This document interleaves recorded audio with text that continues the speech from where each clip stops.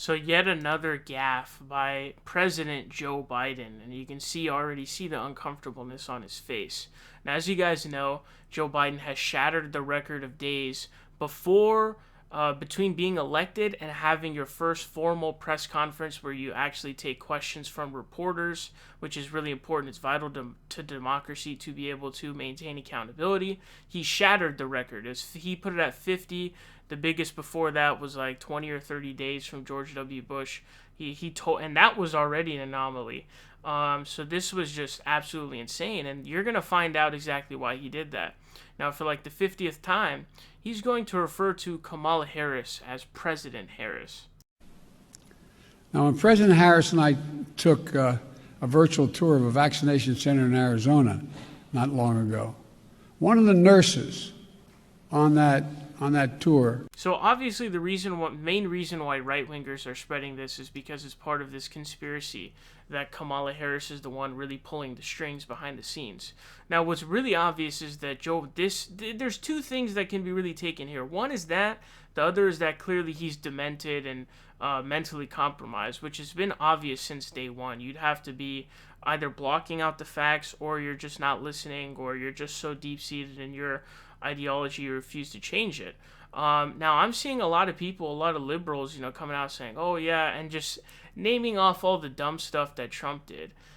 Since when should you elect a candidate for president who is as low as Donald Trump? Donald Trump set the bar incredibly low by your own accord, and now the answer is the Democrats should elect somebody who is almost or near as bad? Is that a logical thing to do? Shouldn't you have a candidate who is actually good, qualified, effective, these kinds of things?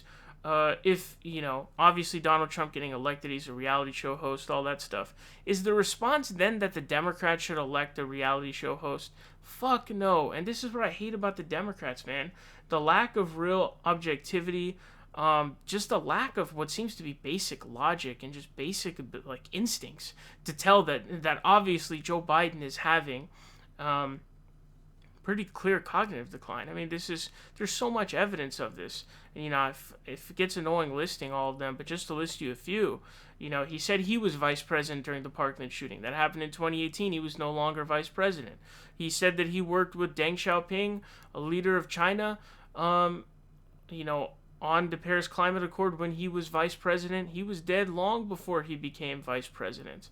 He called Theresa May Margaret Thatcher. These are literal telltale signs of dementia. It's so plain. It's painfully obvious. That's really what it is. So there's that side to this, and if you're wondering, man, why is this guy not having press conferences? Gee golly, Joe, why is that?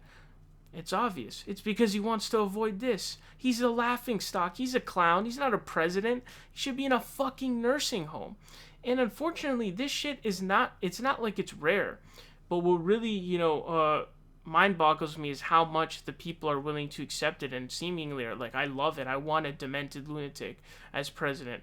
But, I was just reading about President Hindenburg. Apparently, he was kind of cognitive decline towards the end of his presidency in Germany before he died.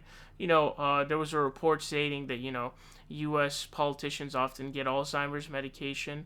Dianne Feinstein, obviously recently was revealed that she indeed had dementia. It was very clear, and she was having dementia issues. Chuck Schumer had to tell her to resign from the Senate Judiciary Committee twice. She actually forgot the first time. So the fact that it's so common makes it even more likely that he's suffering from dementia. Obviously, you guys know he's also had those 2 brain aneurysms, so that's obviously a huge factor as well. Now, the other piece of this puzzle is Kamala Harris, the quote-unquote president, which I'm willing to entertain the idea, definitely, that someone's pulling the strings behind the scenes, because anytime you have someone mentally compromised like that, there's obviously going to be somebody taking advantage of them and somebody who has to really run the show. Joe Biden was kind of treating him like he was her son, putting him on a schedule and a lot of stuff like that. So I think, somebody's definitely, either somebody or a committee of people are pulling the strings behind the scenes. I'm definitely not against that at all. That idea, I think, is definitely very plausible. So, obviously that's what Republicans are going to run with, but definitely would not rule out the possibility.